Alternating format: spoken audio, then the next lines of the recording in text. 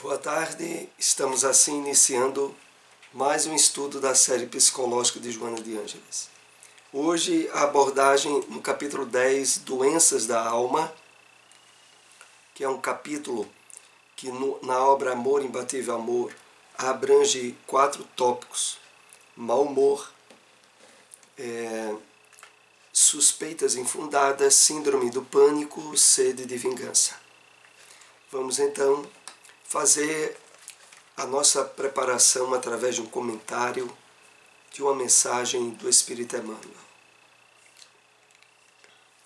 Do livro Cartas de Paulo, Cartas aos Filipenses, capítulo 4, versículo 9. Renovar pensamentos não é tão fácil como parece à primeira vista.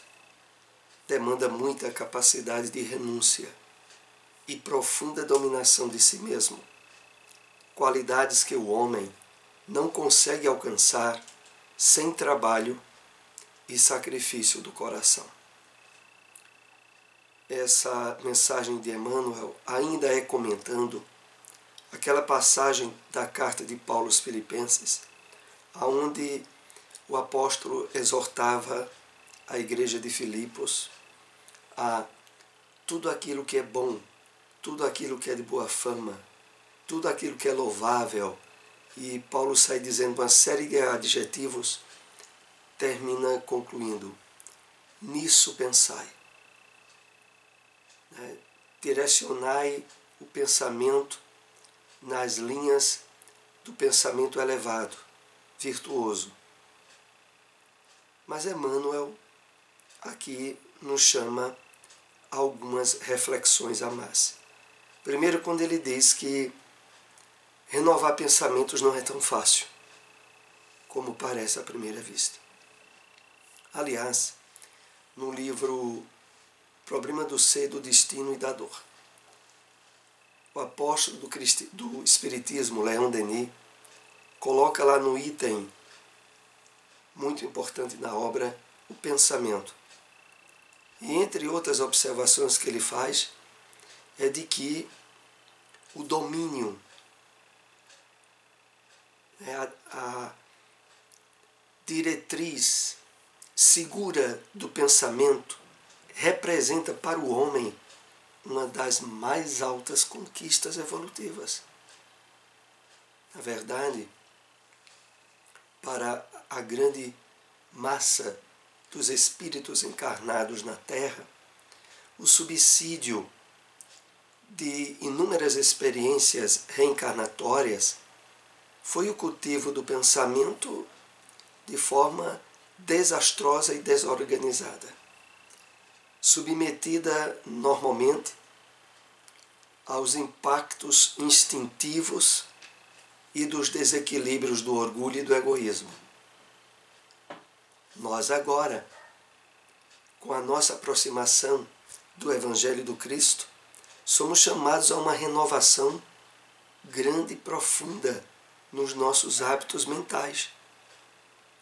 E não se pense que é fácil, como o próprio Leon Denis já nos esclarecia. É conquista, exige esforço, dedicação, vontade firme. E por isso Emmanuel continua aqui com essas colocações para nós. Demanda muita capacidade de renúncia e profunda dominação de si mesmo.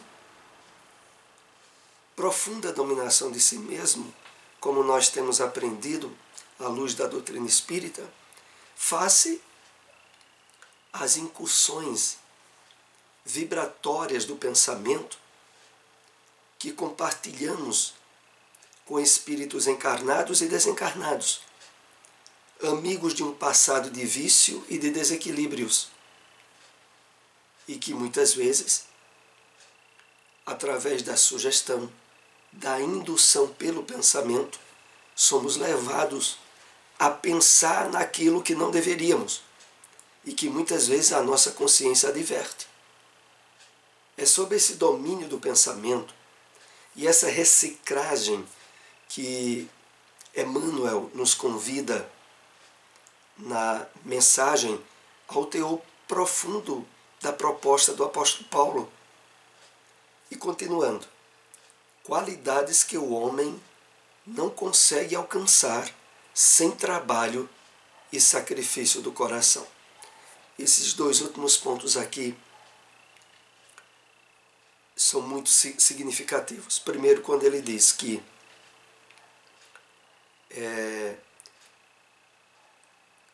demanda muita capacidade de renúncia e profunda dominação de si mesmo. Por que de renúncia?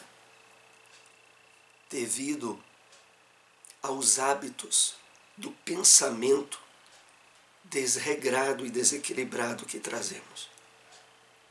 É muito fácil pensar no que não presta, como popularmente se poderia dizer.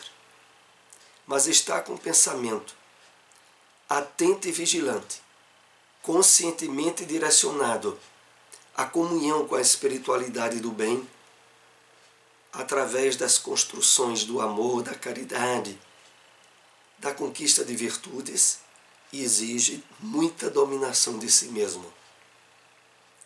Qualidades que o homem, continua Emmanuel, não consegue alcançar sem trabalho e sacrifício do coração. Ora, vamos ter uma ideia desse trabalho que Emmanuel aqui fala. Esse trabalho já começa numa renovação paulatina e constante dos hábitos mentais.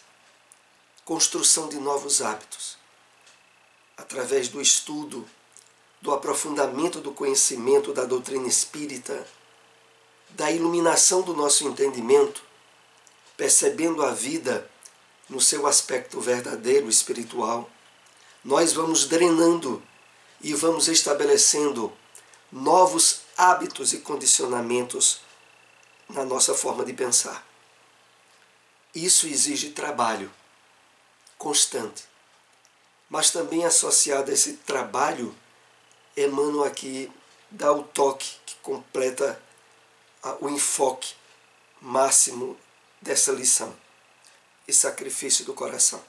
Sacrifício do coração é porque a partir dessa renovação dos pensamentos, nós somos chamados a estabelecer sensibilidade com o bem. E sensibilidade com o bem, no mundo de provas e expiações, vai exigir renúncia, sacrifício, devotamento, fé, confiança no equilíbrio das leis divinas que agora estamos conhecendo. Então, de fato, vai exigir trabalho e sacrifício do coração.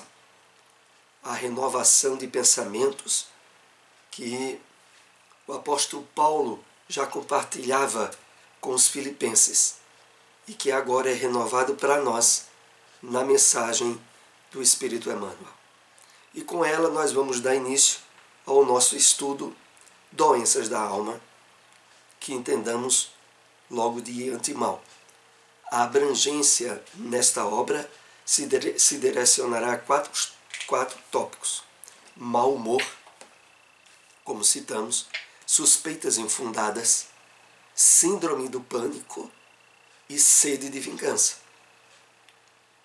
Então nós procuramos sintetizar, como sempre esclarecemos aqui, algumas passagens do capítulo, aquelas que nos chamaram mais atenção, para ir compartilhando esse tema que possivelmente será concluído no nosso próximo estudo.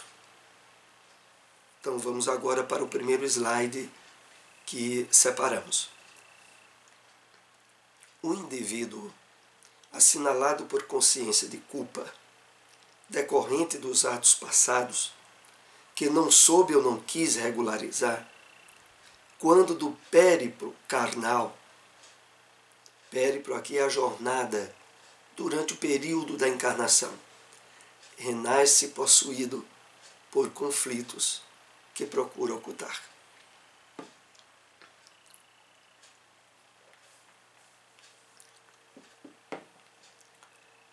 Essa é a grande questão que envolve todos nós.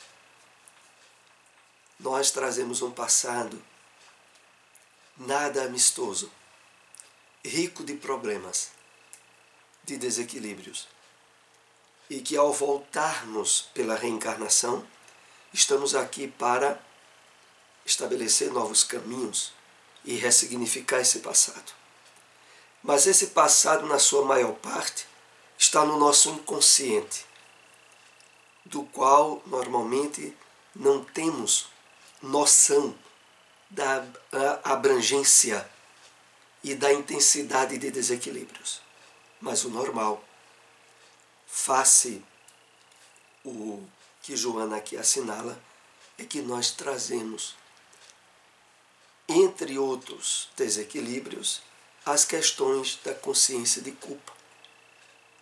É claro que normalmente, na educação defeituosa dada por nossos pais, ou em complicações que tivemos na presente encarnação, alguns fatores desse tendem às vezes a piorar. Mas, ao termos recebido a bênção do conhecimento do Evangelho do Cristo e agora das propostas da psicologia de Joana de Ângeles, começam a nos ser dados instrumentos para que a gente trabalhe de forma positiva tudo isso, que é as questões da vida presente, que é as questões da vida passada. E por isso, voltando aqui ao texto, ela diz: o indivíduo, assinalado por consciência de culpa, decorrente dos atos passados, atos de vidas preguiças, sobretudo, que não soube ou não quis regularizar. Quando no périplo carnal, durante a sua encarnação, renasce possuído por conflitos, que procura ocultar. É exatamente entre outros conflitos que hoje nós estaremos analisando mais, as suspeitas infundadas. E vamos ter uma ideia, em termos de nos contextualizar, com alguns pontos, extraindo lições para o nosso comportamento atual. Assim sendo, projeta no comportamento suspeitas infundadas em relação às pessoas com quem convive, sempre temendo ser identificado pelos erros, desmascarado e trazido à realidade da reparação. É claro que tudo isso se dá de uma forma inconsciente, onde a pessoa não tem a exata noção das causas que preponderam nela o incentivo, principalmente quando está em ambientes novos, em relacionamentos novos, de estabelecer padrões de desconfiança. Em um nível sutil, simples, nenhum problema. A questão é quando isso se torna, de certa forma, perturbador ou muito forte no nosso comportamento,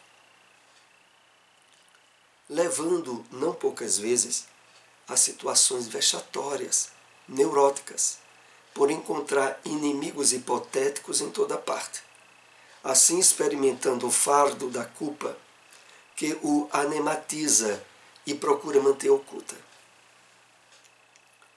Vejamos bem, a questão toda é a seguinte: na medida em que o conhecimento da doutrina espírita e das leis divinas estabelecem convicções no nosso entendimento, nós sabemos que estamos no mundo de provas e expiações, que as possibilidades de sermos enganados, de sofrermos adversidades, acidentes e problemas é totalmente normal, e de que a apreensão, o cuidado exagerado, a suspeição, apenas vai criar um caso novo. Porque se nós tivermos de passar por determinadas circunstâncias adversas na vida, nós vamos passar. Por mais que queiramos utilizar de mecanismos inconscientes de prevenção, como é o tema que está sendo abordado, o subtema suspeições, suspeitas infundadas, não adiantará em nada. Então, que as pessoas que estão envolvidas no entendimento da vida apenas pelo prisma material vivam cheia de medos, de receios, de suspeições, é compreensível. Mas para nós que estamos trabalhando o despertamento espiritual profundo, do nosso eu profundo, bom, de nós se espera coisa melhor. Se entendendo o funcionamento das leis divinas, como nos é mostrado nas obras espíritas, nós ainda mantemos uma série de prevenções, de dúvidas, a ponto de gerarem certa carga neurótica em nós, precisamos então refletir, nos sensibilizarmos mais ao conhecimento espírita e, sobretudo, vivenciá-lo, possibilitando com isso a superação desses quistos neuróticos, dessas feridas que na conjectura atual, no contexto em que estamos vivendo agora, em que nos encontramos com o Espiritismo, não tem mais cabimento. Em cada etapa existencial, adquire compromissos que se transformam em asas de libertação ou algemas vigorosas, passando a sofrer as consequências que se transferem de uma para outra existência. Então, se no nosso passado de desequilíbrios e de desaire tivermos construído uma semeadura de espinhos e de problemas nos outros, é natural que venhamos a colher agora, sem maiores receios ou prevenções. O que a doutrina espírita sempre estará nos propondo como meio eficaz de diminuir provas e de superar problemas que trazemos do passado é a nossa integração máxima na prática do bem. Agora, integração em termos de desequilíbrios, de suspeições exageradas e de cuidados que não vão evitar de passarmos por determinadas provas, aí vai uma grande distância. Então, que possamos, e isso ao longo desses estudos de psicologia de Joana de Ângeles, sempre estará sendo enfatizado o trabalho da prece, o trabalho da meditação, da reflexão, da sensibilização e vivência do bem, como terapêuticas eficazes para uma série de neuroses e complexos e traumas que trazemos de outras vidas e da vida atual. O meio eficaz de resolver é esse. Está, portanto, no passado do espírito, próximo ou remoto, a causa de qualquer transtorno psicológico, psíquico e orgânico, por constituir alicerce profundo do inconsciente, no qual se apoiam as novas conquistas e surgem os comportamentos decorrentes. Então, a causa dos transtornos psicológicos, psíquicos e orgânicos aqui integram inclusive aqueles chamados psicossomáticos, que começam na mente e se exteriorizam em termos de doença no corpo. Por constituir alicerce profundo do inconsciente, a causa, a raiz, está no nosso inconsciente profundo, de vidas passadas sobretudo, no qual se apoiam as novas conquistas e surgem os comportamentos decorrentes. Ou seja, as novas conquistas, os comportamentos novos, vão se estabelecendo nos novos hábitos mentais, na nossa nova maneira de encarar a vida, na nossa integração e esforço de harmonia com as leis divinas, no entendimento novo dos propósitos da existência. Nisso aí surgirão novos hábitos, novos condicionamentos, novos comportamentos. A psicoterapia desempenha um papel relevante ao lado dos portadores de suspeitas infundadas, auxiliando-os no autodescobrimento e na valorização da sua realidade. Então, essa psicoterapia que Joana aqui se refere é, sobretudo, aquela que nos é proposta pela doutrina espírita, pela psicologia espírita. Ela deve exercer um papel relevante, muito importante, para a superação de suspeições, de medos,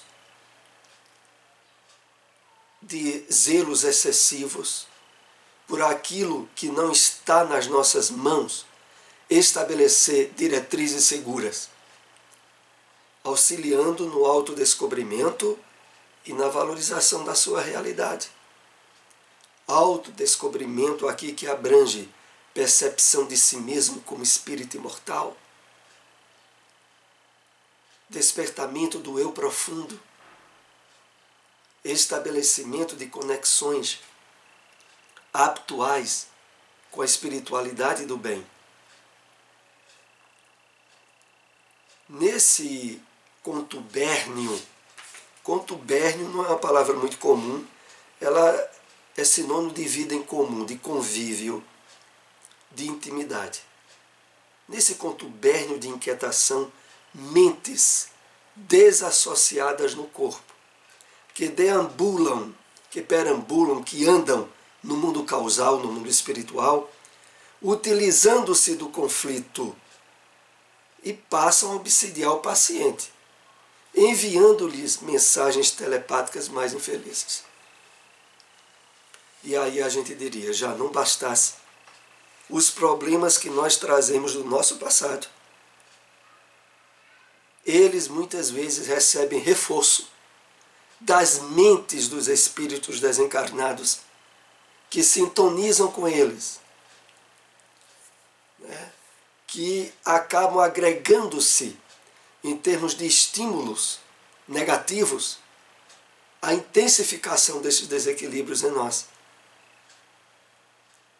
Mas, por outro lado, graças a Deus, nós temos o conhecimento desses mecanismos fornecido a nós pela doutrina espírita. E as diretrizes e instrumentos ideais de superação de todos eles, que se tornam uma forma de autopensamento tão frequente e contínuas se lhes fazem que dão surgimento a processos alienantes muito graves e de consequências imprevisíveis. Aqui nós somos muito bem alertados de que as infiltrações espirituais negativas que se iniciam pelo pensamento podem e devem ser combatidas na raiz, para não abrir campo ao surgimento de processos obsessivos alienantes muito graves e de consequências imprevisíveis, como muitas vezes ocorrem com a maioria das pessoas. Com aquelas que estão afastadas da percepção da vida em termos espirituais, que se entregam a vícios e hábitos renovados de desequilíbrio e que, cedendo muitas vezes a essas influências, se tornam instrumentos de crimes, de atos nefandos, de desequilíbrios absurdos. É sobre isso que aqui o texto nos adverte. Eis porque o Evangelho desempenha um papel fundamental como terapêutica em processos de tal envergadura, como noutros, auxiliando o paciente a libertar-se de suspeições atordoantes e avassaladoras. Então aqui, quando Joana inicia esse parágrafo fazendo menção Eis porque o Evangelho desempenha um papel fundamental como terapêutica. Bom, era isso que deveria estar acontecendo ao máximo com cada um de nós. É preciso que os valores do Evangelho do Cristo, à luz da doutrina espírita, estejam desempenhando esse papel fundamental em nós, em termos terapêuticos. Sobretudo nessa época que estamos passando aqui de pandemia, né? De provação coletiva, aonde o aturdimento de mentes em desalinho, em desequilíbrios profundos, de encarnados e de desencarnados, está num nível de intensidade que há muito não se via na Terra, nesses dias em que estamos vivendo agora. Mais do que nunca, nós precisamos sempre estar ressignificando, à luz do Evangelho, à luz da doutrina espírita, fatos, acontecimentos, aquilo que nos envolve no dia a dia, de tal forma que sirvam de terapia eficaz à luz que o Evangelho nos possibilita, auxiliando o paciente a libertar-se de suspeições atordoantes e avassaladoras. Essas suspeições, inclusive, diz respeito também a medos excessivos causados pela pandemia, diz respeito também a todo o campo de relacionamento humano, aonde a dúvida e a suspeita sobre o comportamento de outro acaba gerando todo um campo vibratório negativo, às vezes até perturbador. Não só a nós, mas àquele a quem nós dirigimos as vibrações. Por isso, nós voltamos aqui a lembrar aquele texto inicial da carta de Paulo aos Filipenses. Meus irmãos, tudo que é bom, tudo que é justo, tudo que é verdadeiro, tudo que é de boa fama, tudo que tem alguma virtude ou algum louvor, nisso pensai, para não sermos instrumentos do mal. Porque quando nós pensamos no mal e jogamos esse pensamento, mesmo que seja em termos de expectativas, de receios a alguém, nós estamos sendo instrumentos do mal. Porque aquela vibração negativa, ela não só estabelece desequilíbrio em nós, mas a quem é dirigido, que precisará ter vibrações eficazes para não dar receptividade e não receber a carga tóxica que estejamos enviando. Sob tal orientação, a da saúde espiritual, surgem as possibilidades da praxiterapia, valiosas, que se sustentam na ação do bem ao próximo, na caridade para com ele, resultando em caridade para si mesma. Então, a diretriz dessa orientação para a saúde espiritual nossa, ela estabelece um campo sólido na chamada praxiterapia, que é a terapia pelo trabalho no bem, né? Na caridade, no amor ao próximo. E que de forma natural resultará em benefício para nós mesmos. Então é preciso, mais do que nunca, estarmos com a nossa mente aberta ao máximo para as oportunidades de fazer o bem, de diminuir a provação de alguém, de vivenciar a caridade no seu amplo campo, como é apresentado a nós pela doutrina espírita. A caridade do pensamento, a caridade da prece, a caridade das boas palavras, do bom exemplo. Todo o campo que abrange a praxiterapia que a caridade em si representa, nós devemos estar atentos e atuantes, principalmente nos dias em que estamos passando por essa provação coletiva. E aqui o último slide do nosso estudo dessa tarde.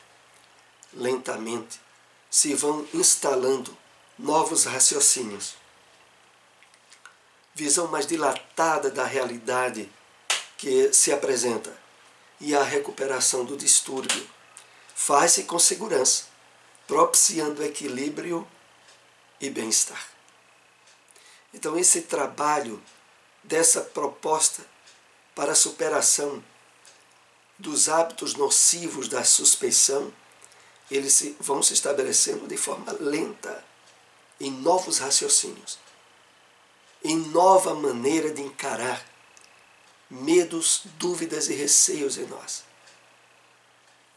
Com a visão mais dilatada da realidade que se apresenta, essa visão da espiritualidade ampla que a doutrina espírita nos traz, como consequência, a recuperação do distúrbio se faz com segurança, propiciando equilíbrio e bem-estar.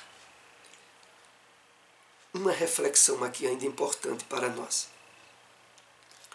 De fato, vivenciarmos um nível íntimo, pessoal, de bem-estar, de paz, de plenitude, é algo que nunca antes havíamos experimentado em encarnações passadas. E que agora, com a base e as possibilidades que a doutrina espírita nos dá, é algo que nós não estamos acostumados. Nós sempre estivemos acostumados a sofrer, física, emocional e psiquicamente. Os nossos hábitos ancestrais são de ansiedade, medo, dúvidas e frustrações. Agora, diante de toda essa renovação de valores que a doutrina espírita nos apresenta, é preciso querermos e desejarmos ardentemente, como disse Emmanuel comentando o apóstolo Paulo no início do nosso estudo. É preciso querer mesmo. Querer e se esforçar por ter hábitos mentais e emocionais renovados, dentro de um plano de positividade, de confiança e de otimismo que a doutrina espírita nos possibilita. Então, é com esse objetivo que nós concluímos esse nosso breve estudo dessa tarde. Lembramos a todos que posteriormente esse estudo ficará disponibilizado no nosso canal no YouTube. Pedimos àqueles que puderem compartilhar essa mensagem. Agradecemos muito. Uma boa tarde.